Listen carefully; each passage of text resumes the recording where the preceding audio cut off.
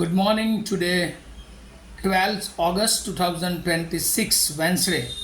Wisdom of word of God morning ડિવોશનમાં ફરી એકવાર આપ સર્વનો આવકાર કરવામાં આવે છે અને પ્રેમી સલામ પાઠવવામાં આવે છે.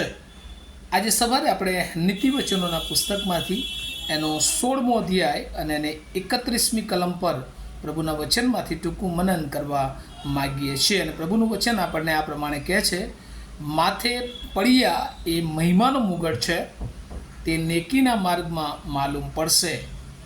NIV બાઇબલ પ્રમાણે Proverbs chapter 16 verse 31. Grey hair is a crown of splendour, it is attend by a righteous life. અને આજેનું જે ખાસ વચન છે એને એક મુદ્રાલેખ અથવા થીમમાં કહેવું હોય તો રિવાર્ડ્સ લોંગ લાઈફ. અને એટલે કે ન્યાયી જીવન જ્યારે આપણે જીવીએ છીએ ત્યારે ઈશ્વર લાંબુ આયુષ્ય એ આપણને આપે છે. મહિમાનો મુગટ એ આપણા માટે એ ઈશ્વર એ તૈયાર કરી રાખે છે. અને એટલે લાંબુ જીવન હોવું એ ઈશ્વરનો શ્રાપ નહીં પરંતુ ઈશ્વરનો આશીર્વાદ છે.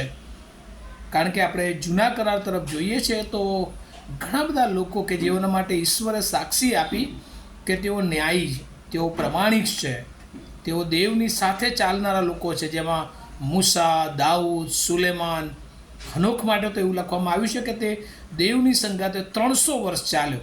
અને લગભગ આ બધા જે જૂના સેવકો છે એમનું આયુષ્ય લાંબામાં લાંબુ 900 કરતાં વધારે વર્ષ એ આપણે જોઈ શકીએ છીએ. અને એ બધાનો પ્રભુએ બહુ ગજબનો ઉપયોગ કરેલો જોઈએ છે. નવા કરાર તરફ જ્યારે આવીએ છીએ ત્યારે ઘણા બધા જીવનો એ પ્રભુ એ સેવા માટે ઉપયોગી બનાવે છે. અને જેમાં પ્રભુના ઘણા બધા શિષ્યો, યોહાન, પીતર ને બધા બીજા શિષ્યો, અને છેલ્લે પાઉલ પ્રેરિત કે જેને પ્રભુએ ખાસ તરીકે સેવક તરીકે, શિષ્ય તરીકે પસંદ કર્યા. અને એમના જીવન દ્વારા આજે અસંખ્ય મંડળીઓ એ આપણે અસ્તિત્વમાં આવેલી જોઈએ છે. પણ આ બધામાં પ્રભુના જે વચનો છે એ આપણને કહે છે કે જ્યારે આપણે પ્રભુના જીવનમાં, પ્રભુના વિશ્વાસમાં એ વિશ્વાસુ જીવન જીવીએ છીએ, ન્યાયી જીવન જીવીએ છીએ અને દેવની સાથે રોજ ચાલીએ છીએ. દેવની સાથે ચાલવું એટલે શું? રોજ સવારે પ્રભુની સાથે આપણી શરૂઆત થાય, પ્રભુના વચનોની સાથે આપણી શરૂઆત થાય, પ્રાર્થના સાથેની રોજ આપણી શરૂઆત થાય, રોજ આપણા કાર્યોમાં એ ઈશ્વરની સેવાને એ મહત્ત્વતા આપવામાં આવે. અને એવું આત્મિક જીવન આપણે જીવીએ છીએ ત્યારે પ્રભુ એ આપણને લાંબા આયુષ્યથી પણ તૃપ્ત કરી શકે છે. અને એથી વિશેષ જ્યારે આપણે ઈશ્વરને આપણું જીવન સમર્પિત કરીએ છીએ ત્યારે કદાચ પૃથ્વી પરના એ દિવસો, વર્ષો ટૂંકા હોય, પણ ત્યાર પછી આપણા જીવનની ખાતરી અનંત જીવન એ આપણું બની જાય છે. અને વાલાઓ, પ્રભુ આપણને લેવા આવવાના છે ત્યારે એ દિવસો, એ વર્ષો એ પ્રભુએ જે આ પૃથ્વી પર આપ્યા છે એને પણ આનંદથી પ્રભુના બાળકો તરીકે આપણે પસાર કરીએ. અને આપણું જીવન ન્યાયી જીવન હોય, રાઇચિયસ. અને આપણે શૈતાનના કોઈ પણ કાર્યોમાં એ આપણી જાતને વટાળવાની જરૂર નથી. અને એટલા માટે પ્રભુ એ દરેક બાબતોને આ પૃથ્વી પર પણ આપણા માટે એ સર્જન કર્યું છે, આપણને પૂરું પાડનાર ઈશ્વર છે.